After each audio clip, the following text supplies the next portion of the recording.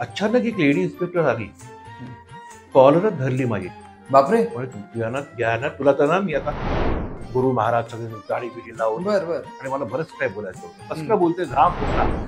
नाटक संपलं, पडद्यावरून धावत मला येऊन भेटी मारली पाहिजे. जेव्हा असं नाटकांचा हे कमर्शियल नाटकाचा विषय सुरू झाला तेव्हा पप्पा म्हणजे अर्थात आईची पण सहमती असणारच, पण पप्पा म्हणा ऑफिसला जायला तयार होतो. आणि मी कधी करत बसलो होतो. त्यांना काय डोक्यात म्हणले, तू काय पैशाची वगैरे काळजी करू नका, बिंदास कर नाटकात. वा, मी आहे बघायला.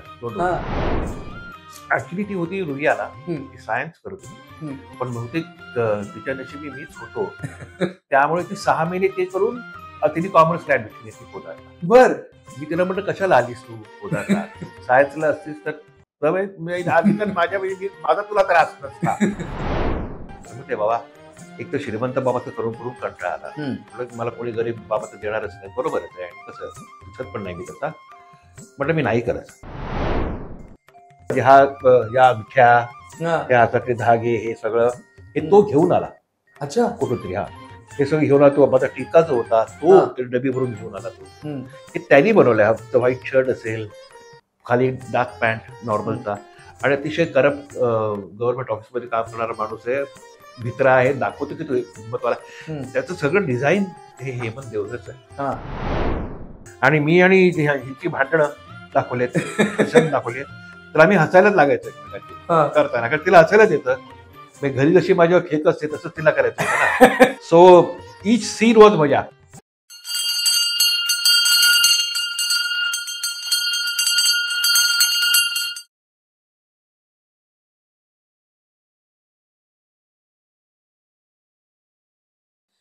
नमस्कार मित्रांनो, स्वामी कृपा क्रिएशन्स मध्ये मी गणेश आचवल तुम्हा सर्वांचं मनपूर्वक स्वागत करतो. बऱ्याच दिवसापासून मनात होतं काहीतरी वेगळं घेऊन तुमच्यासाठी यायचं, आणि आज आहे गुरुपौर्णिमेचा दिवस. त्या निमित्ताने काहीतरी वेगळं तुमच्यासाठी सादर करणार आहोत स्वामी कृपा क्रिएशन्स तर्फे. मराठी मालिका, हिंदी मालिका, मराठी चित्रपट, हिंदी चित्रपट, मराठी नाटक, हिंदी नाटक, गुजराती नाटक, इंग्रजी नाटक, अशा सर्व क्षेत्रात जवळजवळ गेली 45 वर्ष आपल्या अभिनयाच्या कर्तृत्वानं प्रेक्षकांना खिळवून ठेवणारे अभिनेते, सुप्रसिद्ध अभिनेते उदय टिकेकर आज आपल्या भेटीला आले आहेत कृपा संवाद या आमच्या नव्या उपक्रमात. आणि हो, तुम्हाला हा आमचा कृपा संवाद आवडेल अशी नक्कीच खात्री आहे.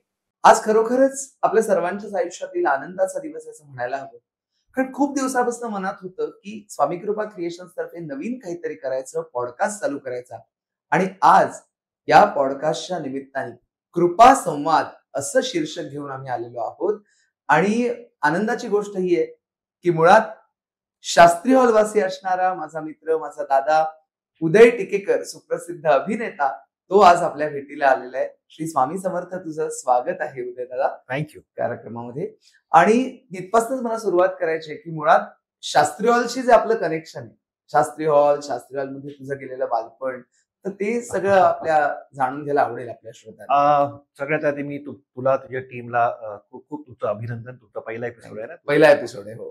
सो खूप छान होते. पुढचे पण एपिसोड हाही छान होतेच. तर शास्त्री हॉल काय सांगू, 9 वर्षाचा होतो तेव्हा मी इथे आलो. तोपर्यंत आम्ही गिरगावात राहायचो.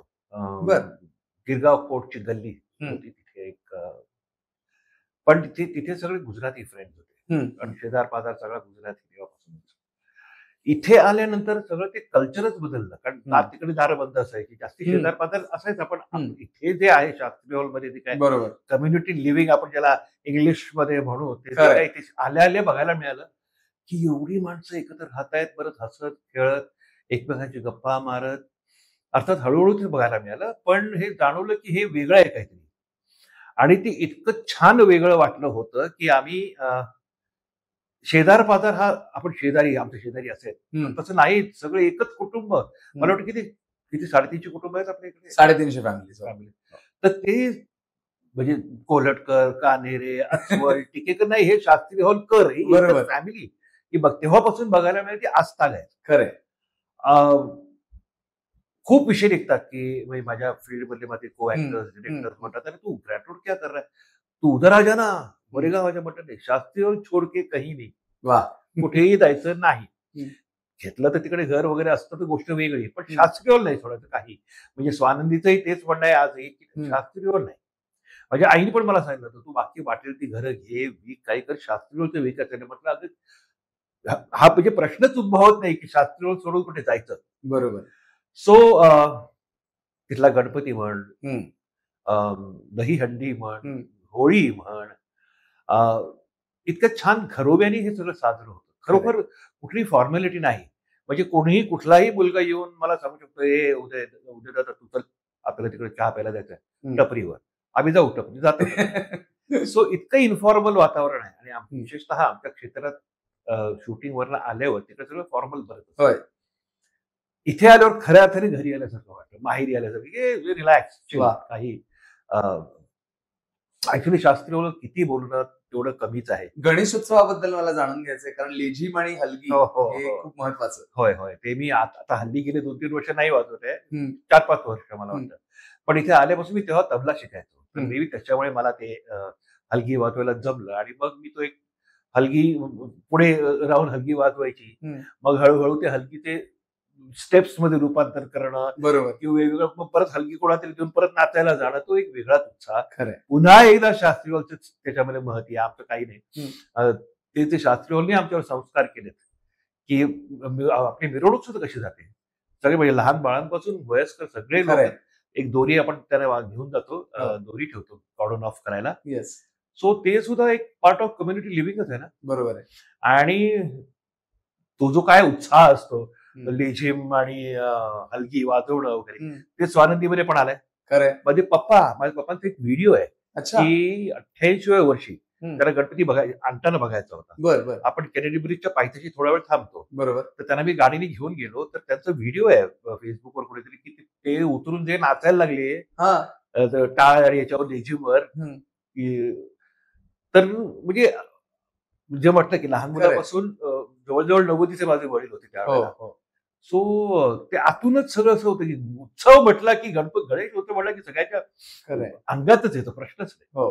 त्याच मुद्द्याकडे मला यायचं की मुळात कलेचं वातावरण घरातूनच मिळालेलं आहे तुला, आणि आईबाबांचे जे संस्कार आहेत त्यांच्याकडनं मिळालेला कलेचा वारसा आहे, त्याबद्दल काय बोलायचं. त्याच्याच पोटी जन्माला आलो. आई वडील दोघेही गाणारे, शास्त्रीय नाट्यसंगीत. माझे वडील तर कंपोजर सुद्धा, त्यांनी म्युझिक दिलं संस्कृत नाटकाचं. म्हणजे हे चौभद्र वगैरे सगळी ही नाटकं जी संस्कृत मध्ये झाली, देववाणी मंदिरम या संस्थेत, तिथे त्यांनी त्याला म्युझिक दिलं. त्याला आईने अनेक नाटकातून प्रतिम कामं केली. तिचा कालच रात्री मी त्याचं आठवणी दाटतात हे गाणं मी ऐकत बसलो होतो. तो हे सगळं त्यांच्याच पोटी मी जन्माला आलोय, त्यामुळे नसतं माझ्यात आलं तर गोष्ट वेगळी होती, ते यायलाच हवं होतं. आणि मी त्याचं ऋणी आहे ऍक्च्युली, की त्यांनी मला त्यांच्या पोटी जन्माला घातलं म्हणून हे टॅलेंट माझ्यात आलं. स्वानंदीत आलं, माझी बहीण उषा तिच्यामध्ये हे टॅलेंट आलं. सो मी त्यांना जवळजवळ रोज त्यांना थँक्यू म्हणतो की तुम्ही आहे, तुमच्यामुळे हे सगळं मला मिळालं. मी तो शब्द नाही वापरणार, पण it was in the genes असं नाही म्हणणार मी, ते फक्त नसा त्यांच्यामुळेच आहे, त्यांचंच रक्त आहे, त्यांचेच टॅलेंट आहे. आणि बस आय एम प्रेझेंट, मी प्रेझेंट करतो. पण मग रंगमंचावरचं ते पहिलं पाऊल होतं ते शाळेत असताना का गणेशोत्सव? शाळेत असताना, शास्त्रीय हॉलमध्ये असताना माझ्यामध्ये मी सॉलिड फेल्युअर होतो. म्हणजे लहान होताना काही लोकांच्यात असतात की बाबा लहानपणीच टॅलेंट दिसतं, माझ्यात तसं काही दिसत वगैरे नव्हतं. म्हणजे इनफॅक्ट शाळेत मी एक गाणं म्युझिक कॉम्पिटिशन मध्ये भाग घेतला, आणि ते ओहरे ताल मिले नदी के जल में हे गाणं मला म्हटलं. पहिलं कडवं बहुतेक मी चांगलं म्हटलं असावं, पण नंतर काय झालं माहित नाही. मी खाली जजेसकडे पाहिलं, ते जाधव सर होते, आणि मी ब्लँकच झालो. अरे बाबा, हा पहिलं कडवं म्हणून मी डायरेक्ट चुपचाप एक्झिट घेतली. शास्त्रीय हॉलमध्ये आपला पूर्वी हॉल होता माहिती, छोटा. नाही, मी तेव्हा इथे नव्हतो. तेव्हा छोटा हॉल होता शास्त्रीय हॉलचा. तिकडे इंद्राचं असं नारदाची शेंडी हे नाटक होतं, आणि मी कुठेतरी त्या ह्यांचा रोल करत होतो, गुरु महाराज सगळे दाढी बिडी लावून. बरोबर. आणि मला बरंच काय बोलायचं होतं. कसं काय बोलतोय, घाम फुटला. आईनी अर्थात बऱ्याच लहान मुलांचं होतं ते, पण काही लहान मुलं खूप छान बोलतात, खूप छान करतात. मग माझी आई समोर उभं राहून प्रॉम्प्ट करून मी आपलं कसं बसतं ते म्हणून संपवलं. सो लहानपणी काही विशेष नव्हतं ते. पण मग वाद्य तू म्हणालास की तबला वादनाचं प्रशिक्षण, ते सुद्धा मला वाटतं मी खूप उशिरा, वयाच्या 9-10-11 आसपास, 9 असताना मी शिकायला गेलो पंडित तारानाथ रामाराव यांच्याकडे. आणि ते मी कॉलेजपर्यंत वर्ष 19 पर्यंत शिकलो मला वाटतं. अच्छा. मग पण तरी सुद्धा तबला अगेन कसं असतं, तबल्याला रियाज खूप पाहिजे. बरोबर. अर्थात तेव्हा म्हणजे ती बुद्धी मला तेव्हा नव्हती. पप्पांना ऑफकोर्स होती, पण पप्पा त्यांच्या ह्याच्यात व्यस्त असतात. तो रियाज करणं वगैरे तेवढ्यापुरतं मग मस्तच वाजवायचो मी, तेव्हा खूप चांगला वाजवायचो. कॉलेजमध्ये आल्यावर म्हणजे मी मुळातच पोदारमध्ये ऍडमिशन ह्यासाठी घेतली की ते कल्चरली रिच कॉलेज होतं. बरोबर. अजूनही आहे. सो मग तिकडे गेल्यावर माझे सिनियर्स होते. माझे सिनियर म्हणजे कोण? विजय केंद्रे, विजय गोखले. अरे वा. हा, हे सगळे माझे 2-2 वर्ष सिनियर मला. तर एक सुनील कर्वे, निरंजन परळकर, प्रसाद कामत, मुद्दाम नावं घ्यायला पाहिजे, तर त्यांच्यामुळे माझी सुरुवात झाली. मग आमच्या कॉलेजच्या पायऱ्या आहेत तशा. तिकडे एक ढोलकी ठेवली होती. कोणी नव्हतं आसपास. मी ढोलकी आणि वाजवायला लागलो. डोळ्याने पाहिलं तर मागे हे सगळी गँग उभी. त्यांनी मग बक्कट धरूनच मला आत नेलं, तर आम्हाला पाहिजे तर कोणीतरी वाजवायला. अच्छा. असं करून त्यांच्या नाटकात, त्यांच्या गाण्यांमध्ये माझी वाजवायची सुरुवात झाली. अकंपनिमेंट साथ करायची. युथ फेस्टिवल किंवा काहीतरी होतं किंवा इंटरव्ह्यू कॉलेज काय असेल ते होतं. मग त्याच्यातून अरे तू सुमती टिकेकरचा मुलगा, तू नाटकात काम कर, असं करत करत नाटक सुरू झालं. आणि खऱ्या अर्थाने तिकडे ह्या सगळ्याची सुरुवात झाली. म्हणजे अजितेश जोशी बरोबर एक नाटक केलं, राजीव जोशीने लिहिलेलं, अशोक समेळ आणि विक्रम भागवत यांचं एक नाटक, तेव्हा दूरदर्शनची पहिली कॉम्पिटिशन. बरोबर. तर ह्यांची नाटकं केली. आणि मग हळूहळू आपलं कसं असतं, त्या वेळेत आपल्याला कळत नाही आपला काय प्रभाव होतोय ऑडियन्सवर. पण ज्या अर्थी ही सगळी लोक मला ऑफर देऊन बोलवायला लागले कामाला. म्हणजे इंटर कॉलेजात पाहिल्यावर आपल्या सेमी कमर्शियल ग्रुप असतात ना, ते नॉन कमर्शियल असतात, अमॅच्युअर ग्रुप. औशी तर उदय म्हैसकर, राजीव जोशी त्यांच्या ग्रुपमध्ये मला घेतलं, तू करशील का, अशी ती ग्रोथ सुरू झाली. आणि मग तो दणदणीत प्रवास सुरू झाला. कॉलेजमध्ये असतानाच व्यावसायिक रंगभूमीवर पाऊल? नाही, व्यावसायिक माझ्या वयाच्या 22व्या वर्षी मी पहिलं व्यावसायिक नाटक. पण त्याआधी खूप छान छान घटना घडल्या. हे तुला मी सांगितलं की ही सगळी मला अप्रोच करून घेतलं. मग राज्यनाट्य स्पर्धेसाठी प्रदीप राणेचं एक नाटक होतं, त्याचं नाव मी आता विसरतोय, पण अप्रतिम नाटक केलं होतं. पण ते टाइम बार झालं आमचं. मी, आमचे सुनील रानडे मित्र, तोही होता, आणि बरेच टॅलेंटेड कलाकार होते. आणि प्रदीप राणे म्हणजे तो कमाल लेखक, कमाल दिग्दर्शक. तर त्या नाटकाची किस्सा कमाल आहे की ती जी इतर पोरं होती ते तुला कमलाकर सोनटक्के सर माहिती आहे, त्याची अकॅडमी होती त्यावेळेला. ते सगळे मुलं त्या अकॅडमीची. मी एकटा बहुतेक, मी आणि सुनील रानडे त्या अकॅडमीचा नव्हतो. रंगभवनला शो होता. मी कसे माझी कमर्शियल मध्ये एंट्री झाली तुला मी सांगतो. नक्की सांग. तर रंगभवनला शो होता. रंगभवन म्हणजे मॅसिव्ह स्टेज ना, मोठं स्टेज. आणि मी एका साईडला आपला उभा होतो. सगळे काय लाईन काय त्या वेळेला करणं असं बरंच काही काही. आणि सर मधनच असे आले. मग तिकडे पायऱ्या असतात आणि पडद्यावर उघडून ते आले. आणि सगळं एक तर पर्सनॅलिटी सॉलिड होती, म्हणजे अजूनही असं आहेच. आल्यावर सगळे लोक त्यांना भेटायला, पाया पडायला, सगळ्यांना आशीर्वाद देतात, जय हो, त्यांचं ते म्हणलं वगैरे सगळं. आणि मी म्हणलं आमचं बाबा कुठेतरी आहे, दिसतात सॉलिड, एवढे सगळं जण त्यांना. ऑब्व्हियसली ते मला एवढे ओळखत होते आणि मी साईडला उभं होतो. तर त्यांनी माझ्याकडे बघितलं पण असेल नसेल, पण आले सगळ्या त्याच्या पोरांना भेटले. नाटक संपलं, पडदा उघडून धावत मला येऊन भेटी मारली पहिली. बरं. आमची ओळख पण नव्हती, पण हे त्याचं कॉम्प्लिमेंट होतं माझ्या कॅरेक्टरला. आणि मग त्यांनी मला ऑब्व्हियसली ते इम्प्रेस झाले म्हणूनच त्यांनी केलं. मग INTचं सेमी कमर्शियल नाटक होतं जगन्नाथ, म्हणून ते ओरिजिनल अरुण मुखोपाध्यायांचं बेंगॉलीमध्ये होतं. अच्छा. त्या नाटकात त्यांनी मला सूत्रधाराची भूमिका ऑफर केली. Very important. ते झाल्यानंतर आयरे म्हणून होते त्यावेळेला INTचे, आणि अजून कोणीतरी होते, ते रिहर्सल वगैरे बघायला आले. त्यावेळेस त्यांनी मला मी कुमार माझं पहिलं कमर्शियल नाटक ऑफर केलं. बरं. वयाच्या 22व्या वर्षी. सो सोनटक्के सरांमुळे INT सेमी कमर्शियल विंग मध्ये आलो. ते बघून मला कमर्शियल नाटक मिळालं वयाच्या 22व्या. आता त्याच मुद्द्याकडे यायचंय की मुळात एक ग्रॅज्युएशन झाल्यानंतर एक असं निर्णय घेण्याची वेळ असते की आपण नोकरी करायची का अभिनय करायचा, पण नेमकं टर्निंग पॉइंट कधी आला की आपण अभिनयच करावा पूर्ण वेळ, असं कधी ठरलं? जेव्हा असं नाटकांचं हे कमर्शियल नाटकाचा विषय सुरू हा. झाला तेव्हा पप्पा हम्म. म्हणजे अर्थात आईची पण सहमती असणारच, हो. पण पप्पा मला ते ऑफिसला जायला तयार होते आणि मी कधी करत बसलो होतो. त्यांना काय डोक्यात उद्या तू काय पैशाची वगैरे काळजी करू नका, बिंदास कर नाटकात काम, वा. मी आहे बघायला, डोंट हा. वरी, असं ते म्हणाले. सो तो सर मला वाटतं बिगेस्ट टर्निंग पॉईंट असतो ना आयुष्यातला, हो खरंय. की आई वडील तुला असं सांगतात की बिंदास तू कर, काळजी करू नको. एक्झॅक्टली. पण फक्त नंतर मला म्हणाले ना, एक काम कर, वेळ मिळेल ना तसं लॉ करून ठेव.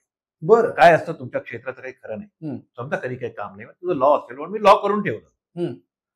पण त्यांच्याच आशीर्वादाने बाप्पाच्या कृपेने तिकडे खरं. जावं लागलं नाही. आणि बाबा सुद्धा ऍडव्होकेट. इनफॅक्ट त्यांना ते होतं की अरे मला ह्याच्यात करायचं होतं, पण त्यावेळेला आपली परिस्थिती नव्हती माझी, हा. म्हणून मग मी हे करतोय, तर तू कर. हम्म. असं तो बेसिकली आपण म्हणतो आयुष्यातला मेजर टर्निंग पॉईंट तो होता. तोच आहे. आणि ऑफर्स येतच होत्या. बरोबर. त्यामुळे टर्निंग पॉईंट तसं बघायला तर 19व्या वर्षीच झालाय. हा. ऑफर्स यायला लागल्या म्हणजे अशोक संमेलन आणि विक्र भागवताचं अतिशय विकृत विचित्र नाटक होतं, डिफिकल्ट रोल होता. तर तो त्यांनी मला करायला ऑफर दिला. हे माझ्यासाठी अगेन टर्निंग पॉईंटच आहे. खरंय. मग हे राजीव जोशी आणि जितेंद्र जोशी त्यांचं एक नाटक की मी एकटाच स्टेजवर 30 मिनिटं, आणि फक्त सीमा केळकर म्हणून एक हिरोईन होती, आता नाही करते मला वाटतं, ती फक्त येऊन चहाचा कप ठेवून जाते. बर. सो ते नाटक पडदा पडल्यावर उन्मेषच्या स्पर्धा होत्या, मला वाटतं कॉलेजला शो होता. पडदा पडल्यावर एवढ्या टाळ्या पडल्या की मला मी एवढं चांगलं काम केलं. मी म्हटलं की तेव्हा कळत नसतं आपल्याला, लोकांच्या रिस्पॉन्स नंतरच आपल्याला कळतं. सो हे सगळे मेजर पुढे जाण्यासाठी माझे टर्निंग पॉईंट्सच होते. खरंय. आणखीन एक टर्निंग पॉईंट असतो आयुष्यातला की जेव्हा तुला न कळले मला न कळले कसे प्रीतीचे धागे जुळले, त्या मुद्द्याकडे मी येणार आहे. आरतीची आणि तुझी ओळख कधी झाली? पोदार. ऍक्च्युली ती होती रुईयाला, ती सायन्स करत होती, पण बहुतेक तिच्या नशिबी मीच होतो. त्यामुळे ती 6 महिने ते करून तिने कॉमर्सला ऍडमिशन घेतली पोदारला. बर. मी तिला म्हटलं कशाला आलीस तू पोदारला, सायन्सला असतीस तर आधी तर माझा तुला त्रास नसता. सो ती आली आणि तेव्हा मी कॉलेजमध्ये सगळ्या स्पर्धकांना अकंपनी करायचो, तबल्याची साथ करायचो. अच्छा. तर आरतीलाही साथ करायचो. बस साथ होता होता ते झालं. साथ दे तुम्हाला. हा. आणि आरती नेहमी सांगते की उदयनी बहुतेक मला पटवण्यासाठीच तबला शिकला, कारण मी त्याला हो म्हटल्यानंतर त्याने तबला सोडून दिला. अरे बापरे. ऍक्च्युली सोडून नाही दिला, मी म्हटल्याप्रमाणे तबलाला एक रियाज लागतो. आणि तोपर्यंत मी कॉलेजच्या 4ही भाषेतून काम करायचो, हिंदी, मराठी, इंग्लिश, गुजराती. डान्सेस करायचो, डिबेट्स नाही, ग्रुप सिंगिंग असायचं, सगळ्यांबरोबर वाजवायचो सुद्धा. त्याच्यामध्ये रियाज होता नाही. खरंय. सो त्या पूर्ण वेळ नंतर अभिनयाकडे संबंध आणि ह्या ऑफर्स पण बाहेर हळूहळू सुरू झाल्या होत्या. बरोबर. की नॉइझी म्हणून एक ग्रुप सांगितलं मग अशी, त्यांच्या स्पर्धा असतात 2 अंकी, ते केलं.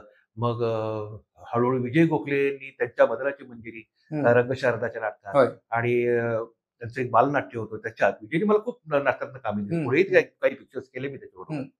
सो असं तुम्ही म्हटलं ना की माझ्यावरती टर्न टेबलच होतं वाटतं, टर्निंग पॉईंट म्हणता येणार, कारण इतक्या लोकांनी आपण समोर येऊन मला प्रोत्साहन दिलं आणि पुढे पुढे ऑफर्स दिल्या. खरंय. त्या कुटुंबाबद्दल विचारावं असं वाटतं ते म्हणजे की तू अभिनेता, पत्नी गायिका, मुलगी अभिनेत्री, जावई पण गायक, तर हे सगळं असं कलासक्त घराणं, त्याचं रहस्य काय सांगता येईल? त्याला काय रहस्य काही आहे आणि मला वाटतं लॉ ऑफ अट्रॅक्शन आहे ते. त्यामुळे तुम्ही आपोआप अट्रॅक्ट होता. स्वानंदीला आशिष मिळणं, आशिषला स्वानंदी मिळणं, मला आरती मिळणं, आरतीला मी मिळणं, की तुम्ही एकमेकांना पूरक पाहिजे ना. बरोबर. म्हणजे मुद्दाहून इंग्लिश शब्द वापरायचे नाहीत म्हणून कम्पॅटेबल वगैरे नाही, तुम्ही एकमेकांना पूरक ना की एकमेकांची वाट लावायची. सो तुम्हाला वाटतं तोच ठरवतो. खरंय. आणि आपणही सुद्धा कुठे मनातून की मला साथी असा हवा, बरोबर, असं जो मला कॉम्प्लिमेंट करेल, सतत माझ्या बरोबर राहील, हेल्प करेल, मदत करेल. खरंय. सो सुप्त इच्छा जी होती ती बहुतेक आमच्या सगळ्यांची पूर्ण झाली. रहस्य काही नाही, मला वाटतं हे सगळ्यांनी करावं, करून बघावं की मनात तुमची जी काय सुप्त इच्छा आहे ती वारंवार स्वतःलाच ऐकवायची, बोलून दाखवली की त्या इच्छा पूर्ण होतात. पूर्ण. अर्थात खून, मारामारी, मर्डर नाही, मला खून करायचंय, मला तसं नाही. सकारात्मक विचार, सकारात्मक. आणि ते सुप्त आतमधलं जे ना आपल्या डीप डाऊन कॉन्शियस मध्ये जे असणार अतिशय सुप्त, ते होतं फुलफिल जर का तुमच्या ते तेवढंच वेल पावर असेल. कुटुंबाला जे वेळ देणं आहे, म्हणजे तू आरतीला वेळ देणं असेल किंवा स्वानंदीला एक पिता म्हणून वेळ देणं असेल, तर ते कसं सगळं या सगळ्या तुझ्या बिझी शेड्यूल नाही, हे बघ कसं आहे आता, मला आई पप्पांमुळे ती सवय होती की ते हा. काय सतत, तरी आई खूप वेळ काढायची त्यासाठी. पण नंतर नंतर पुढचा काळ असा होत गेला ना की आरतीचे कार्यक्रम जोरात, माझे शूटिंग जोरात. आईने तो चॉईस केला की मी आमच्याकडे लक्ष द्यायचं ठरवलं. आम्हाला तो करायची गरज नाही, कारण आमच्याकडे आई होती स्वानंदीची काळजी घ्यायला. बरोबर. आणि ती सर्वात महत्वाची गोष्ट आहे की तुमची आई, तुमची सासू, कोणीतरी एक एल्डरली पर्सन पाहिजे. जर का तुम्ही बिझी असलात आणि तुम्ही वेळ देऊ शकत नसलात, तर तुमच्या बालकावर संस्कार करणार, आजी आजोबांचे संस्कार स्वानंदीवर खूप झाले. खरंय. आणि शास्त्रीवरचे संस्कार शास्त्रीवर. पुन्हा येऊन शास्त्रीवरकडे. सो आई वडिलांमुळे मला सवय, आमच्यामुळे स्वानंदीला सवय, आता स्वानंदी आशिषमुळे त्यांच्या पुढे जे कोण होतील त्यांना होणाऱ्या सवय. बरोबर. पण हे सण असला, काही फंक्शन असला, सण असला, मग आम्ही कुठेही जगाच्या कोपऱ्यावर असलो तरी, कुठेही असतो तरी मग आम्ही जमतो, एकत्र येतो, तो सण साजरा करतो and we go back to our work. खरंय. ज्यावेळेला दूरदर्शन मालिकांचा काळ होता, मला अजूनही आठवतं की मी शाळेत होतो आणि आव्हान ही तुझी जी मालिका होती ती प्रचंड लोकप्रिय झाली. ती अजूनही युट्यूबवर येते. म्हणजे प्रेक्षकांना मी सांगू इच्छितो की युट्यूबवर जरूर बघा आव्हान. त्याचा कमालच किस्सा आहे. तोपर्यंत मला वाटतं 88 साली काहीतरी आली. बरोबर. आणि तोपर्यंत मी फिल्म्स मध्ये हिरोची कामं करत होतो. धाकटी सून आठवतंय मला. धाकटी सून होती, बरेच फिल्म झाले त्याच्यानंतर. रंगत संगतही होती. रंगत संगत होती. सो मी भरत दाभोळकरचं एक इंग्लिश नाटक केलं होतं. मला वाटतं कॉमेडी होतं ना, तुझं आहे तुझं पाशी, इंग्लिशमध्ये. इंग्लिश. तर तेव्हा आत्माराम भेंडे पण होते. तर त्यांनी मला या आव्हानसाठी विचारलं. अच्छा. की उदय असं असं आहे, जयवंत दळवींचं. मला माहिती होतं, नाटक आत्मचं माहिती होतं. तर तू करशील का, पण रोल असा असा आहे, बायका जाळतो, हुंडाबळी वगैरे वगैरे. म्हटलं बापू, त्यांना बापू रिस्पेक्टफुली म्हणायचे सगळे, अजूनही म्हणतो आम्ही.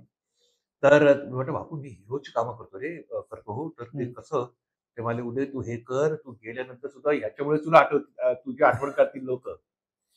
सो मी ते केलं आणि मग सगळं चेंजच झालं. त्याच्यानंतर मग एक दोन असा काळ झाला, खूप शिव्या खाल्ल्या, खूप काय झालं त्या सिरियलवरनं. म्हणजे लॉकडाऊनच्या वेळेला तेव्हा स्वानंदी लहान होती. लॉकडाऊनच्या वेळेला स्वानंदीला दाखवायला घेतलं, बघ तुझ्या बाबाची करामत बघ जरा. तर मला वाटतं तिसऱ्या एपिसोडला ती चिडून उठून, बाबू मला आता नाही बघायचं, मी नाही बघू शकत, मी नंतर बघीन. सो 5 वर्षापूर्वी त्याचा इम्पॅक्ट जेव्हा अजून मोठी होती होता तो. सो त्याच्यानंतर मी काही फिल्म्स केल्या हिरोच्या, काही फिल्म्स केल्या विलनच्या, असे यायला लागले. बरोबर. ऑफर. सो अगेन म्हणजे Atmaram Bhende through turning point. आणि मजा माहितीये, त्या नाटकाचं, त्या सिरियलचं नाटक होतं पर्याय. त्याच्यासाठी मला वाटतं नाना पाटेकर मला त्या प्रोड्युसरकडे घेऊन गेला होता. अच्छा. त्या रोलसाठी, त्याच रोलसाठी. पण काहीतरी माझं त्यांच्याशी पैशाचं जमलं त्यामुळे मी केलं नाही. त्याच्यानंतर पिक्चर आला, एक पिक्चर आला त्याच्यावर, पुढचं पाऊल. आता त्याच्यात मला विचारलं नव्हतं, पण तो रोल माझ्या नशिबात होता, म्हणून नाटक झालं, फिल्म झाली आणि सिरियलमध्ये मला. खरंय. त्या सिरियलच्या तर खूप आठवणी आहेतच, पण मुळात मराठी मालिका आणि हिंदी मालिका यातही तू, म्हणजे हिंदीमध्ये सुद्धा तू खूप बिझी होतास. हिंदी नाटक सुद्धा तू अनेक केलेली आहेस. तर त्या काही आठवणी सांग. मी जे 82 साली नाटक केलं, मी कुमार, तेंडुलकर साहेब, विजय तेंडुलकर साहेब त्याचे लेखक होते. सदाशिव अमरापूरकर डिरेक्टर होते. बाकी कास्ट म्हणजे सगळे दिग्गज लोक, म्हणजे अरुण सरनाईक, मोहन कोठीवान, मोहन गोखले, सुरेश भागवत, सुनीला प्रधान, आणि मी त्याच्यात हिरो. असं. तर तेंडुलकर साहेबांच्या तेव्हा घरी येणं झालं होतं, सुषमा आणि त्याची बघ दोस्ती पण झाली होती. तर सुषमा मला वाटतं त्यावेळेला दिनेश ठाकूर साहेबांकडे त्यांचे हिंदी ग्रुप, अंक ग्रुपमध्ये काम करायचे. अच्छा. आणि त्यावेळेस त्यांचा जो ग्रुप होता तो त्यांना सोडून गेला होता, काहीतरी झाली होती मला वाटतं 84 मध्ये. मग त्यांनी जर कोणतरी चांगला ऍक्टर असेल तर मला पाहिजे. मग सुषमा मला त्यांच्याकडे घेऊन गेली, दिनेश ठाकूर साहेबांकडे, आणि त्यांच्याकडे मी मग सुरुवात झाली. पण ते म्हणाले अरे मराठी बैठ तर पुस्तकात हिंदी. मग मला 15 दिवस तरी वाचून घेतलं हिंदी उच्चारांसाठी. हिंदी म्हणजे उच्चार करून घेतले. आणि मग त्यांच्याकडे तो माझा प्रवास हिंदी नाटकाचा जवळ 7-8 नाटक त्यांच्याकडे मी केली, खूप छान नाटकं केली. मग मी माझा हिंदीचा अभ्यास इंडिपेंडंट चालू ठेवला. अच्छा. म्हणजे मी आपले जगजीत सिंग साहेब, गुलाम अली, मेहदी हसन, रफी साहेब, आशालता, त्यांची गाणी ती मी ऐकायचो, म्हणजे ट्यूनसाठी नाही, उच्चारांसाठी. मी शूटिंगला स्पेशली जाताना मी ते लावायचो, कारण हिंदी सिरियल मला हिंदी ऑफर येतं, अनुराग बासुकडे मला ऑफर घ्यायलाच लागल्या. तर म्हटलं हे आपलं, कारण तुम्ही त्याच्यामध्ये राहिलं तरच ते होतं. म्हणजे मी इथे मराठी बोलून अजून जर का डायरेक्ट सेटवर येऊ हिंदीच्या, तर कुठेतरी तो मराठी पण येतो. मग ती प्रॅक्टिस करायला लागलो कुठेतरी, मग तो माझं सेकंड नेचर झालं हिंदी. आता मला विशेष टेन्शन घ्यावं लागत, आता ते आपोआप होतं. पण मग सुरुवातीला ते होईपर्यंत, जशी ही माझी मातृभाषा आहे त्याची ती सबकॉन्शियस लेवलला हिंदी पण मी ती करून ठेवली, आणि मग ते सोपं झालं. सो बरं, मराठी माणूस हिंदी चांगला बोलतोय म्हटल्यावर तुम्हाला अजून समोरच्या माणसालाही छान वाटतं, मग तुम्हाला अजूनही ते छान छान रोल्स येतात, छान छान डायलॉग्स लिहिले जातात तुमच्यासाठी. मग तो तसा प्रवास, अभिनयाचा चांगले चांगले रोल्स मिळण्याचा हिंदीमध्ये ती सुरुवात. खरं, मराठी मालिका, हिंदी मालिका, हिंदी थिएटर, इंग्रजी नाटक, गुजराती नाटक, तर असे एवढ्या सगळ्या भाषांवरचं प्रभुत्व जे असतं ते कसं मिळालं? पण हे सुद्धा ना, मला असं वाटतं ना, लहानपणी तो जो जे संस्कार झाले होते, पण शेजारी पूर्वी आपल्याकडे गुजराती सगळे, आपल्या इथे कोठारी खाली राहायचे, त्यांचे संबंध चांगले होते. आणि मग ते मुळातच मला वाटतं तुमच्यात तो फ्लेअर असावा लागतो की भाषा अडॉप्ट करण्याचा, निदान नक्कली वाईज तरी. अरे तू शू करायचं, तेव्हा आपण 5 लोकांच्या नक्कल करतो, त्याच्यामध्ये तुमचं ते अरे तू शू करायचं काय आहे. बरेच त्यावेळेला मी वाक्य म्हणायचो, पण ती तुम्हाला अशी उतरून येतात. मी इंग्लिश शाळेतच होतो सेंट झेवियर्स, त्यामुळे, आणि आपल्या इकडची ही इंग्लिश नाटकं जितकी इंग्लिश असतात, म्हणजे हिंदी इंग्लिश, त्यामुळे कुठे असं आठवलं नाही तर आपण तुम्ही ते पटकन हिंदीमध्ये पण बोलू शकता. पण ते होतं. आता भरत दावळकरचं मी तुझं पाशी जेव्हा केलं इंग्लिशमध्ये, दॅट्स लाईफ, या दॅट वॉज हिज इंग्लिश, पण त्याच्यावर सुद्धा इंग्लिश होतच, कारण पुलंचा फ्लेवर ठेवलाच पाहिजे ना. बरोबर आहे. सो मला वाटतं ते होत गेलं, करायचं होतं, माझ्या डोक्यात होतं, आणि ते होत गेलं, मग त्या भाषा पण होत गेल्या. आता मी एक मध्ये भोजपुरी फिल्म केली, काही वर्ष झाली त्याला, आणि सगळे मोठे, मनोज तिवारी, श्वेता तिवारी, सगळं त्याच्यात. तर आमचे पाल साहेब म्हणून ऍक्टर आहेत, ते प्रोड्युसर होते, ते बोले उदय करेगा क्या, मैंने कहा भोजपुरी, भोजपुरी आती किसको है, आप कर लोगे, बोले चलो अगर आपको कॉन्फिडेंस तो कर लेते हैं. काही मला बोलता आलं नाही, स्क्रिप्ट तरी मला ते ओकरा के वक्रा के काय काय बोलायचं असतं. पण मी काय केलं, मिशा लांब ठेवल्या एवढ्या, ओठ दाखले जातात, आणि मी हिंदीत बोललो. अच्छा. आणि मी त्यांना म्हटलं डबिंग आप कर लेना. मी अजून टेक्निकल कशी, म्हणजे एका टेक्निकमुळे तुम्ही भाषा कशी बोलू शकता हे अजूनही सांगतो.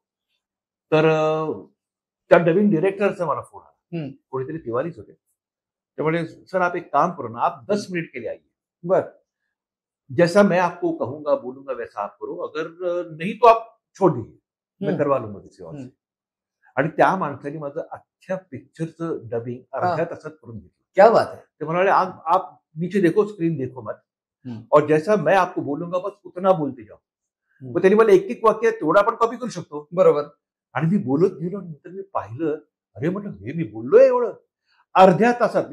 काय असं मेजर रोल नव्हता, पण होते चांगली सीन, एका सीनमध्ये मी इमोशनल होतो, एका भडकतो वगैरे. त्यांनी मला सांगितलं, मी ऐकून नुसतं डायरेक्ट बोललो, मॅच बिच काही करायचं असतं का नवीला, बरोबर, काही नाही. पण तेव्हा मला लक्षात आलं की तुमची ग्रास्प करायची तयारी असती ना, तयारीच आपण जर का बंद करून टाकली तर काही होत नाही. खरं.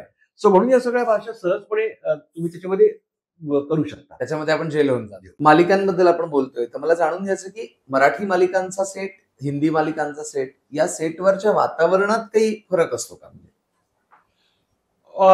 हो, काही फरक नसतो. नसतो, काय तुमच्यावर आहे ते. बरं. मी उद्या जर का जाऊन एकटाच शहाणा संसार बाजूला बसलो तर तुमच्याशी कोण गप्पा मारायला येणार पण नाही, किंवा ती फॉर्मॅलिटी असेल. पण तुम्ही जर काय जसं मराठीमध्ये हे दादा, हे ताई, हे तर इकडे, सेम हिंदीमध्ये तसं असतं. आता जे मोठे स्टार्स असतात ते पण आजूबाजूला वातावरण बघतात आणि मग बदलतात स्वतःला, त्यामुळे असं काही नसतं. तुमच्यावर आहे, तुमच्यावर आहे. आणि चित्रपटांच्या सेटवरती म्हणजे तिथे आता हिंदीचे तर मी तिथे सुपरस्टार्स बरोबर कामं केली. मी कामापुरताच असायचो, बाकी माझ्या व्हॅनिटीमध्ये किंवा मी माझा स्टाफ एका साईडला, चहा कॉफी काय जेवण असेल ते त्याचे सर्कल त्यांचं ते, कारण ते सर्कल्स ठरलेलं आहे, त्यामुळे मी त्याच्यामध्ये जास्त लुडबुड नाही. म्हणजे रोहित शेट्टी साहेब असो किंवा आमचा मित्र आता नाहीये निशिकांत कामत, त्याच्याशी मग एकदम चांगली दोस्ती. अरे वा. निशिकांतची तिथे काही फॉर्मॅलिटी नाही. पण स्टार्स बरोबर असं हॅ हो तुमचा तेवढा संबंधच नाही ना, बरोबर, तेवढं कनेक्शनच नाही माझं, त्यामुळे मी थोडं अंतर ठेवून करायचं. पण ते हीच काही वावगं आहे, हम्म. ती सिस्टीम तशी आहे. वेगळं वातावरण आहे. एक वेगळा सेगमेंट आपण तयार केलेला आहे. हा. आम्ही काही मालिकातले तुझे फोटो हम्म. हे काढलेले आहेत हा. आणि ते फोटो मी तुला दाखवणार आहे हा. आणि त्या मालिकाची आठवण सांगायची. ओके. मालिका असते किंवा चित्रपट पण असू शकतो. हा. बघूया काय आठवतंय. ओ हा गैर पिक्चर. ओके, याचं दाखवायला लागेल ना मला. हो, येस येस. हा गैर पिक्चर मधला हा शॉट आहे. हा. आणि अतिशय मस्त सतीश राजवडेंनी म्हणजे आवर्जून मला हा रोल दिला. हा. की नाही, मला इंडस्ट्रीमध्ये उडी म्हणतात, उडी मला उडी तूच पाहिजेस त्या रोलला. बरं. आणि माझ्या नशिबात एक आहे, मला नेहमी असे कठीण जरा असे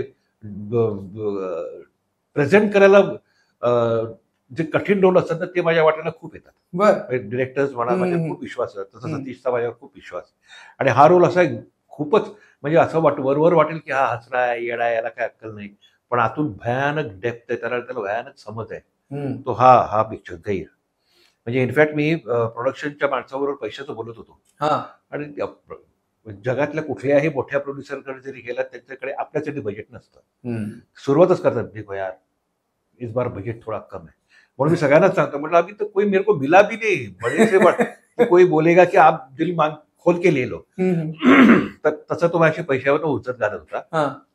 तोही आमचाच मित्र प्रोडक्शनवाला. तर सतीश मागणं आला, मला आठवतं SJ स्टुडिओला आम्ही होतो.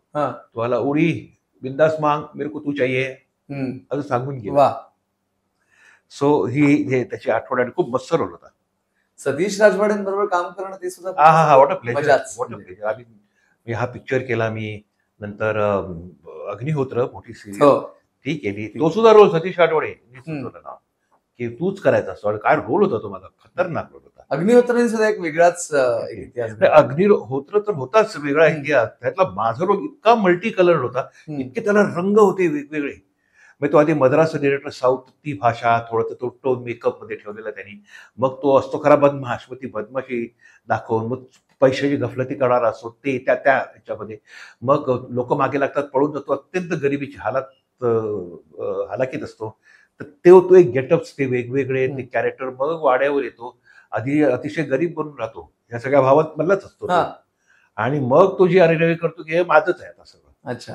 आणि शरद पौशाला छळ त्या कॅरेक्टरमध्ये. पण शरदची आणि माझी त्या सिरियल पासून खूप चांगली दोस्ती झाली. पण अगेन सतीश राजवाडे, बरोबर, दिग्दर्शक सतीश राजवाडे, नाव पण सजेस्ट करणार. हो, हा आठवतोय का बघ. आमच्या दयाताई निशिगंधा, आम्ही किती 27-28 वर्षाचा असेल मी. केस बीस बघा काय आहेत. ही सिरियल आठवणीच आठवणी आहेत. काय सांगू तुला मी, म्हणजे लोकांवर इतका परिणाम झाला होता याचा. म्हणजे स्वानंदीला पण लक्षात येईल, लहान स्वानंदी. आणि आमच्या गिरगावातला गणपती, टिकेकरांचा गणपती गिरगावात असतो. तर आम्ही विसर्जनाला म्हणून घेऊन गेलो. तर माझ्या हातात बाप्पा होता. अचानक एक लेडी इन्स्पेक्टर आली, कॉलरच धरली माझी. बापरे, म्हणजे तुला तर ना मी आता. म्हटलं गणपती गणपती. मग ती जरा अशी हे झाली, शुद्धीवर आली. सॉरी मला. आणि स्वाती बघत बसते काय चाललंय. आणि म्हणजे रस्त्यात येताना तर आरडाओरड चाललीच होती लोकांची. मग तिने आम्हाला छान कॉर्डन ऑफ करून तिथे हे करून जागा आरती वगैरे करायला दिली आणि मग मला विसर्जनापर्यंत ती बरोबर आली. असे किती किस्से आहेत, म्हणजे बापरे. म्हणजे शेजारच्या बाजारात पत्र आली होती की त्यांना सांगा यांचं लग्न होणार नाही, यांना कोणी मुलगी देणार नाही. माझं लग्न आधीच झालं. पण आव्हान अगेन खूपच कमाल. निशिगंधाची मला वाटतं पहिलीच सिरियल, निशिगंधाची पहिली सिरियल. सर्वात हा तर फोटो खूपच युनिक आहे. जय हो, जय हो. याची मजा म्हणजे ना, किस्सा असा होता की SL विजनवाले ते अप्रोच झाले की असं श्रीमंत बाबाचा रोल आहे आणि मग 2 महिन्यानंतर मुलीचं लग्न होतं. आणि मग बाकी स्टोरी पुढे जाणार. मग तुम्ही पण असालच. म्हटले बाबा, एक तर श्रीमंत बाबाचं करून कंटाळा आला. म्हटलं मला कोणी गरीब बाबाचं देणारच नाही. बरोबरच आहे, आणि कसं दिसत पण नाही मी तसा. म्हटलं मी नाही करायचं. 2 महिने जाणार, मग एक मुलगी तिकडे गेली की सगळी स्टोरी तिची होणार. मी कशाला माझा टाइम एवढा वेस्ट करू, नको म्हटलं नाही करायचं. तर मध्ये 1.5-2 महिने गेले. हेमंत देवधरांचा फोन आला. त्यामुळे उदय ते तसं नाहीये, तुला जे सांगितलं गेलंय ते तुला मी सांगतो, तू ऐक, हा रोल असा आहे. सो हे बाबाजी हे जे कॅरेक्टर आहे हे सगळं हेमंत देवधरने डिझाईन केलेलं आहे. म्हणजे हा या अंगठ्या, या हातातले धागे, हे सगळं हे तो घेऊन आला. अच्छा, कुठून तरी. हे सगळं घेऊन आला तो. माझा टिका जो होता तो डबी भरून घेऊन आला तो. हे त्यांनी बनवलंय. हा व्हाईट शर्ट असेल, खाली डार्क पॅन्ट नॉर्मलचा, आणि अतिशय करप्ट गव्हर्नमेंट ऑफिसमध्ये काम करणारा माणूस आहे. भित्रा आहे, दाखवतो की तो हिंमतवाला. त्याचं सगळं डिझाईन हे हेमंत देवधरच आहे.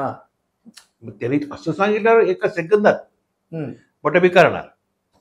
आणि मग रेस्ट इज हिस्ट्री. आता ही जी ऍक्शन जी आली ना ती पण मजेशीर आहे. आम्ही पहिला दिवस मडालींना शूट करत होतो. आमचं घर दाखवलं होतं आणि तिकडे तसंही उकडतच ना, ह्युमिडिटी खूप. तर मी असं उभा होतो, हेमंत उभा होता, हेमंत हातात स्क्रिप्ट होतं, आणि मी विचार करतो काहीतरी पाहिजे याच्यात, काय जय हो लिहिलंय वगैरे सगळं ठीक आहे, बाबाजी जय हो वगैरे लिहिलं पण छान होतं ते सुरुवातीला. पण विवेक कापटेने लिहिलं होतं असं मला वाटतं सुरुवातीला, त्यानंतर सुद्धा. तर म्हटलं काहीतरी अजून पाहिजे यार, मजा येते. तर हेमंत देवधरने स्क्रिप्ट तसं पान पलटलं आणि उकडत होतं म्हणून त्यांनी असं केलं. म्हटलं हेमंत मिळालं. म्हणून मग पहिल्या काही एपिसोड मध्ये तो असं करतो सगळे असं. मग ते असं झालं. पण ते मिळालं तिकडून. हेमंत जो वारा घालत होता स्वतःला, तिकडे ते मिळाली. आणि मग त्याचं रूपांतर असं. मग जावई आलं की त्याला असं आशीर्वाद घेऊन द्यायचं वगैरे, हे सगळं. ते सगळं बाबाजी वगैरे लिहिलेलंच होतं. ऍक्शन तिकडे. आणि या बाबाजीचा अजून एक कोइन्सिडन्स कमाल म्हणजे, मी आता जानेवारीमध्ये एक फिल्म केली, फकीरियत, हिंदी फिल्म. तुला क्रियायोग वगैरे हे प्रकार माहिती आहेत का?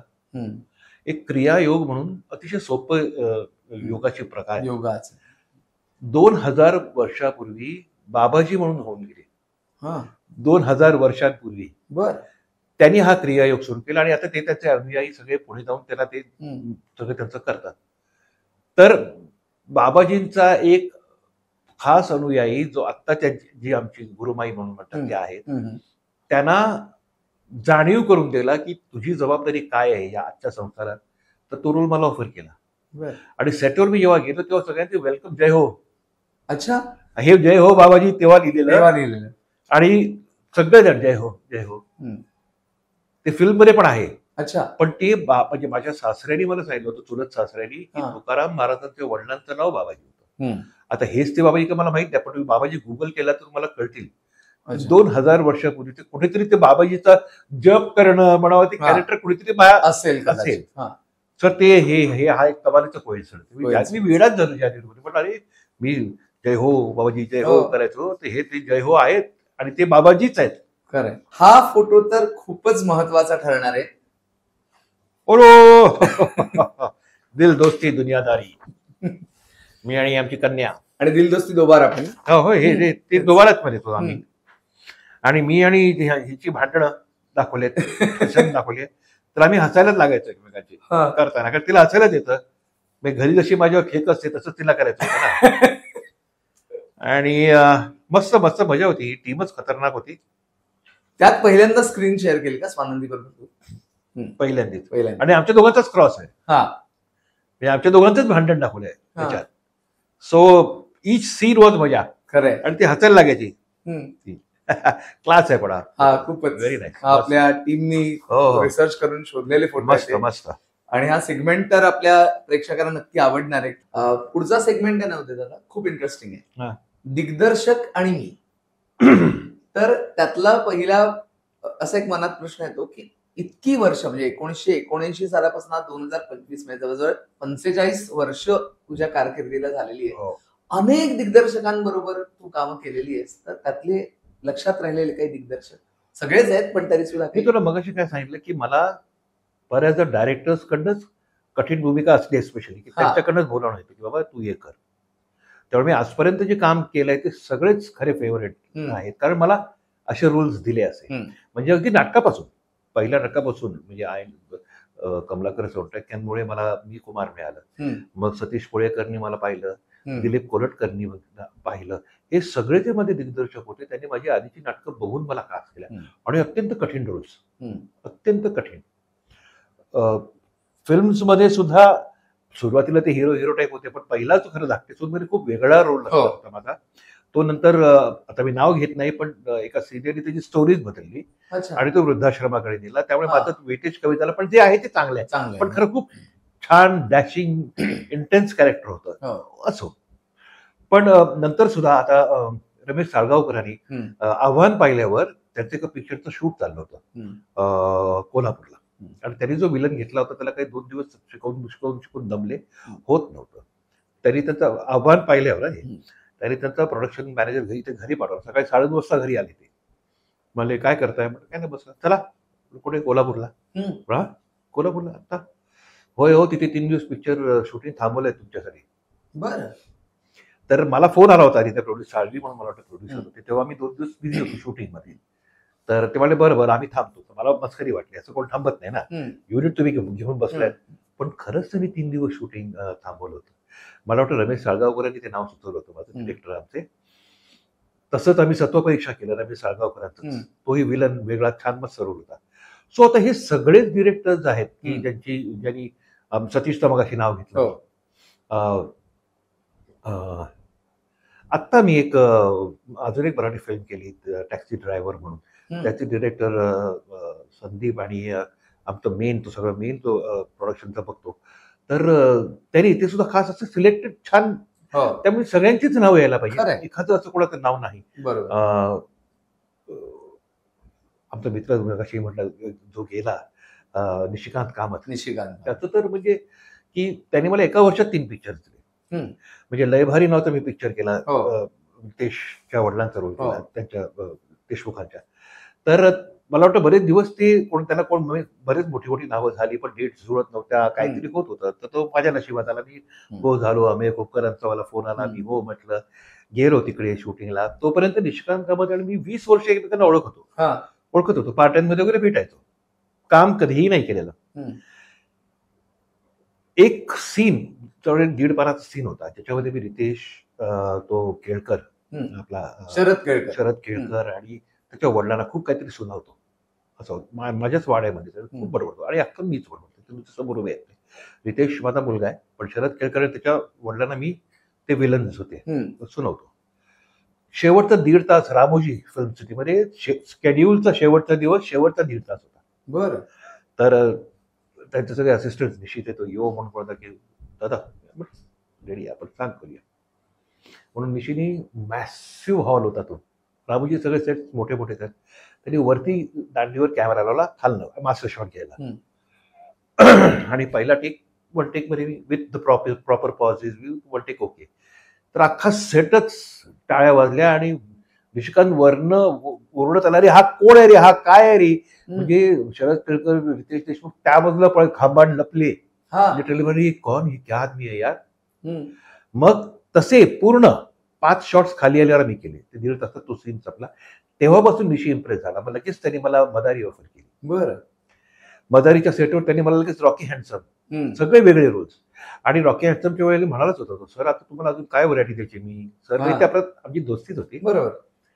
सो आता असे सगळ्यांनीच मला ऑफर केलेले आहेत. मी अनुराग बासूंनी त्याच्या होम प्रोडक्शन टेलिव्हिजन मध्ये तर मला कमालीचे वेगवेगळे रोल्स करायला दिले. फिल्ममध्ये नाही, फिल्ममध्ये त्याला छोटे छोटे रोल झाले, पण महत्वाचे होते जे होते छोटे. आता रोहित शेट्टीकडे सुद्धा छोटेच रोल असतात, पण त्याला काहीतरी पर्टिक्युलर वेटेज असतं.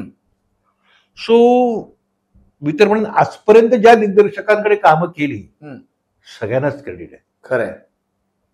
मी एक असं नाव आपण घेऊच शकत नाही. खरंय. आणि 45 वर्ष एक एवढा मोठा स्पॅन आहे. खरं आई बापांचे आशीर्वाद, आणि बाप्पा मोरया लवकरच 50 वर्ष कारकिर्दीला पूर्ण होतील. ते वेगळं सेलिब्रेशन करायला पाहिजे. करूया नक्कीच. सध्याची जी पिढी आहे, नवीन पिढी आहे, ती सुद्धा वेगवेगळे विषय घेऊन येते. दिग्पाल लांजेकर सारखा, शिवराज अष्टकर किंवा संत ज्ञानेश्वरांची मुक्ताई सारखा चित्रपट. या नवीन पिढीबद्दल काय वाटतं? म्हणजे नाही, कमालीच आहेत, खूपच कमालीच आहेत. म्हणजे टेक्निकली म्हणा, इमोशनली म्हणा, खूप जाणीव असलेली माणसं आहे ती. म्हणून तर ते प्रोजेक्ट करतात. खरंय. आणि मला फक्त माझ्याकडे त्यांना खूप खूप शुभेच्छा की छान छान करत राहा, आणि आम्हाला बघायला छान छान मिळू दे. आणि प्रेक्षकांना मी सांगेन की बाबा यांचं प्रोजेक्ट जाऊन थिएटरमध्ये बघा प्लीज. तो एफर्ट करा. आपली लोक ते करत नाहीत. सो प्रेक्षक should go to the theatre. त्याच मुद्द्याकडे मला यायचंय की आता सध्या कसं होतंय की अनेक मराठी नाटकं सुद्धा येतात, पुनरुज्जीवित सुद्धा येतात, ती चालतायत. 500 रुपयाचं तिकीट असेल तरी आपण तिकीट काढून त्या नाटकाला जातोय. पण चांगला मराठी चित्रपट असून सुद्धा 200 आणि 250 रुपये तिकीट असून सुद्धा प्रेक्षक जात नाहीये. त्याचं कारण काय असेल? प्रॉब्लेम काय आहे? नाटकाला व्हॅलिडेशन समोरासमोर आहे. Prashant Damle is non for his, तो काय तो करतो त्याचं चांगलंच असणार, म्हणून लोक त्याच्या नाटकासाठी 500 रुपये काय 1000 रुपये पण खर्च करायला तयार असतात. आता हे सुंदर मी होणार नाटक PL साहेबांचाच एवढा त्याच्यावर की त्याच्याबद्दल नाही हे चांगलं असणार, आपण जाऊया का असं नाही, हे चांगलं आहेच म्हणूनच जातात, हे आपोआप ओढले जातात. म्हणून ज्यांची ज्यांची आता नाटकं चालत आहेत हे सगळे प्रतिथयश कलाकार आहेत. त्या संहिता ज्या आहेत त्या माहितीतल्या आहेत लोकांना, किंवा कलाकार बघून गॅरंटी आहे. आता उद्या जेव्हा भरत जाधव हिरो होता तेव्हा त्याचे पिक्चर्स त्या काळात चालले, मकरंद सुरेश वगैरे केवढे चालले पिक्चर्स, तो लोकांना ते व्हॅलिडेशन होती, खात्री होती की अरे हे चांगलं असणार. त्यामुळे पिक्चर मध्ये हल्ली जे कोण नवीन हिरो वगैरे घेतले तर कसं असेल रे, जायचं का रे, जायला पाहिजे का? प्रमोशन कमी पडतं. मराठी चित्रपटांच्या निमित्ताने प्रमोशन इव्हेंट्स पण खूप होत आहेत, पण तरी कुठे कमी पडताय? देखो, प्रमोशनल इव्हेंट पुन्हा ऑडियन्सला ओढून नाही घेत, ते कर्म पण बघितलं जातं, किंवा मध्येच थांबवतो आम्ही रील्स, त्या किंवा मध्येच ते व्हिडिओ थांबवतो आम्ही. इव्हेंट करणं म्हणजे तुम्ही तो सब्जेक्ट किंवा ती कलाकार पोचवताय असं नाही होत, ते तेवढ्यापुरतच घेतलं जातं ते. सो खूप सिरियसली त्याच्यावर विचार केला गेला. म्हणजे जो मी 2 आमच्या प्रोडक्शनच्या लोकांना सांगितला, पूर्वी कसे पत्रकार लिहायचे आणि आधी पत्रकारांना दाखवायचे, हल्ली ते होत नाही. बरेच ठिकाणी असं म्हणतात पेड आहे, त्याला पाकिट गेलं, लिहा चांगलं, मग नंतर बघितल्यावर कळतं की नाही हे बकवास आहे. सो मी 2-3 सांगितलं की जे कोण नावाजलेले तुमचे पत्रकार आहेत, जे कोण यंग पत्रकार आहेत, टोटल 50 लोक असतील, नवोदित आणि जुन्यातले, त्या सगळ्यांना तुम्ही बाबा अलिबाग ठिकाणी घेऊन जा, छान पिक्चर दाखवा, छान पार्टी करा त्याच्यानंतर, आणि त्यांना सांगायचं तुम्हाला प्रांजळपणे तुम्हाला जे वाटतं ते लिहा, त्यांना आणा आणि सोडा, पाकिट वगैरे नको. तर मला वाटतं प्रेक्षकांचा भरोसा आपोआप एवढं एकाच वेळेला जर सगळ्या पेपर्स मध्ये आलं, पेपर मध्ये, प्रिंट मीडिया हा महत्वाचा आहे, कारण त्याचं माझ्या मेंदूशी डायरेक्ट कनेक्शन आहे. मी जेव्हा इव्हेंट बघतो, अरे ही पोरगी छान नाचली, अरे हे, कारण इव्हेंट मध्ये आपल्याकडे काय करतात, इव्हेंट मध्ये काय तुम्ही सांगा मला, काय तुम्ही विकता, काही नाही, तो असं एक छान बनवलं जातं त्याचं. आणि पण मेन त्याचा गाभा जो आहे की सब्जेक्ट प्रेक्षकांच्या मनात उतरवणं, ते मला वाटतं अजूनही प्रिंट मीडियाची जी ऑथेंटिसिटी आहे म्हणजे ती कमी नाही होणार, नक्कीच नाहीच होणार. कारण आज सुद्धा स्वानंदीबद्दल लिहून आला, आरतीबद्दल लिहून आला, आमच्या दोघांना, तर मला दुनियाकडे पाठवत कटिंग्स, आज ई पेपर्स आहेतच, लोक वाचतातच. तो उपयोग करून गेला बरं, other than spending so much in one event. म्हणजे मी असं ऐकलं की बाबा एक प्रमोशन करण्यासाठी 50-50 लाख टोटल त्याचं बजेट असतं, एवढं लागणार नाही जर का तुम्ही असं काहीतरी प्रकार केलात तर. मुख्य म्हणजे जेन्युइनली पिक्चर बनवायचा. माझ्याकडे 4 फायनान्सर्स मोठे आहेत म्हणून काहीही बनवून केलं तर जसं चांगल्या बाजू आहेत तशा ह्याही बाजू आहेत, पण खास करून मराठीकडे ना उच्च दर्जाचा म्हणून बघितलं जातं. नाटकं असो, सिनेमा असो, पूर्वीच आपला इतिहास काय आहे, खतरनाक आहे. सुरू करणारा मराठी चित्रपट फाळके, दादासाहेब फाळके, म्हणजे कोण अजून काय पाहिजे. सो एवढं आपल्याकडे स्ट्रॉंग पार्श्वभूमी असताना आपण लोकांना खरं सहज पटवून देऊ शकतो, पण आपण ते हिंदू लोकांच्या मागे लागल्यामुळे ना, तो फक्त तो असा एक छान असं ग्लॉसी पिक्चर करायचं, मूळ राहतो साईडला, म्हणून ऑडियन्सचा विश्वास संपादन होत नाही. खूपच चांगला मुद्दा तू सांगितलेला आहेस. आता पुढच्या सेगमेंटकडे आपण वळतोय, सकारात्मक आणि नकारात्मक असं त्याला नाव आपण दिलेलं आहे.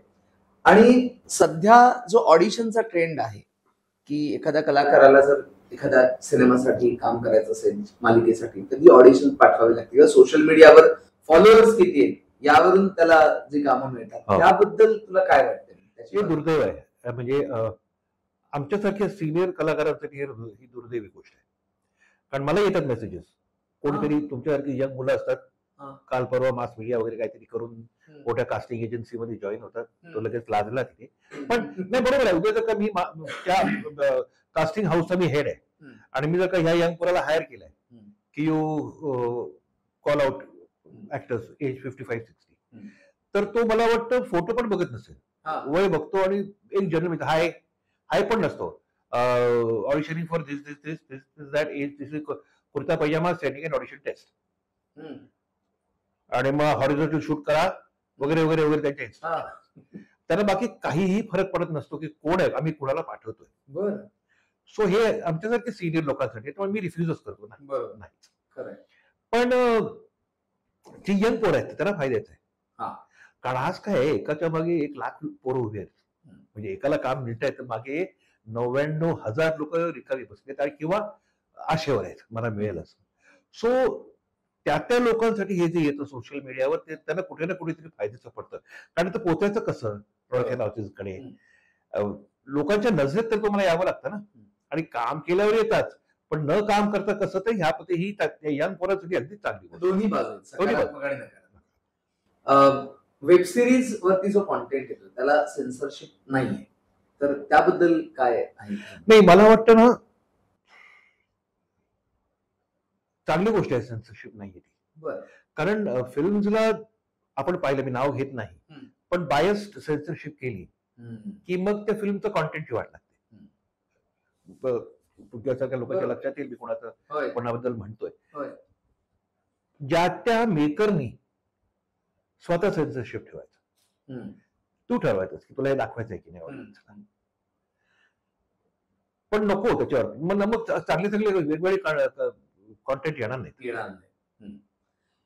पण हा, ही जबाबदारी प्रत्येक मेकरची असावी किंवा कलाकारांची सुद्धा. स्क्रिप्ट वाचलं की मला हे करणं गरज आहे का, त्यावेळी ही शिवी देणं गरजेचं आहे का. कारण काही ठिकाणी असतं खूप छान वाटतं ती शिवी पोचते, कारण एक शिवी 10 एक्सप्रेशनचं हे गणित आहे की ते काही ठिकाणी चांगलं, पण काही ठिकाणी जबरदस्ती आणून शिव्या घालायच्या, सेक्स सीन्स घालायचे, काही गरज नाहीये.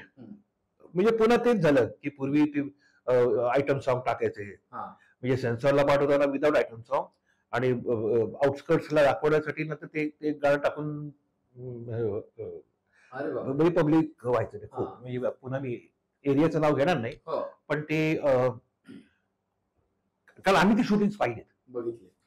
आमच्या शूटिंग चालू असताना मागे रंगबिरंगी लाइटिंग मध्ये आयटम सॉन्ग आणि विचारले काय, पिक्चर तो हो गई सेंसॉर, ये बाद में जाएगा, जब गांव में जाएगी प्रिंट तो उधर ये डालेंगे. अरे बापरे. म्हणजे वेगळंच.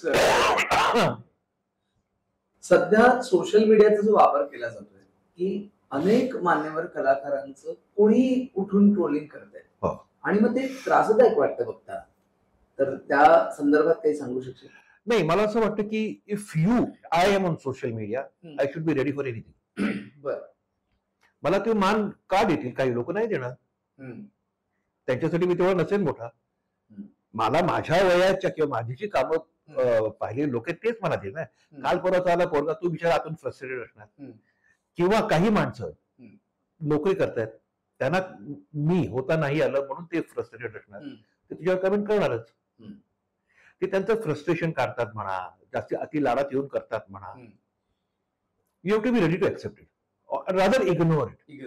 कारण मी आहे ना, मग नको राहूच ना, मग मी नाही राहायला पाहिजे. मी इंस्टावर नाही पाहिजे, फेसबुकवर नाही पाहिजे, जा.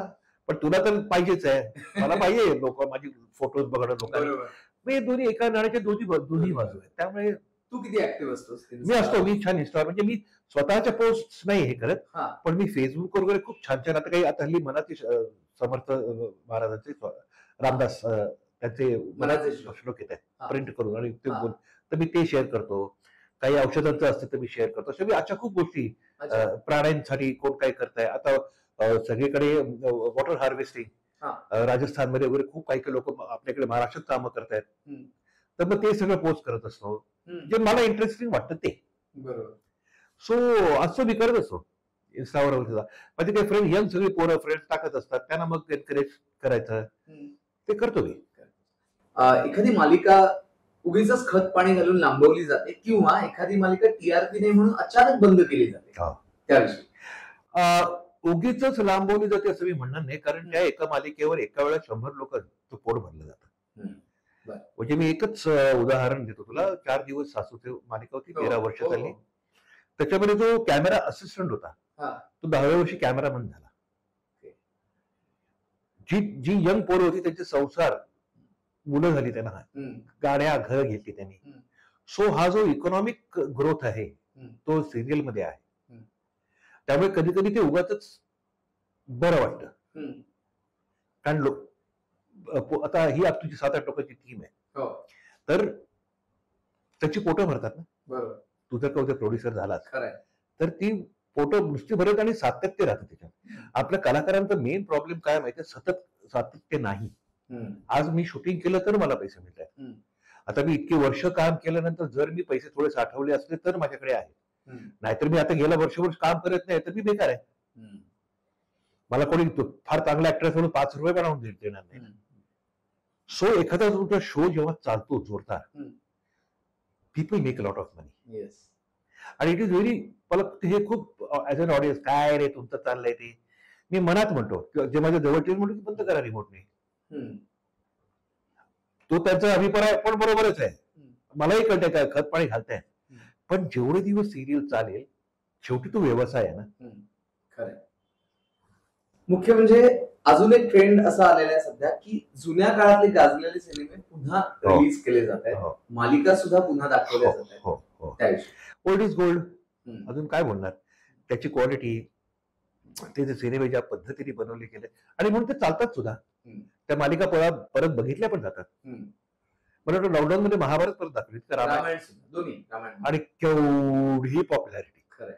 सो मी मगाशी म्हटलं की सब्जेक्ट मध्ये तुमच्याकडे डेप्थ असेल, कधीही दाखवा, कधीही रिलीज करा, बघितलं जाणारच आहे.